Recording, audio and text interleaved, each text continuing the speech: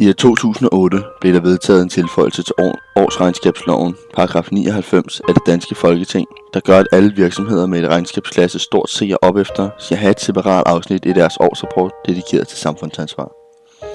Efter 2009 har der kommet en rapport på 59% af identificerede cases. Det vil sige, at 41% af alle cases eksterne parter har oprettet ikke er blevet revideret.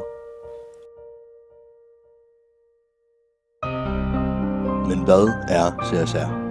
CSR er en virksomheds frivillige arbejde med at integrere sociale og miljømæssige hensyn i sine forretningsaktiviteter og i samspillet med sine interessenter.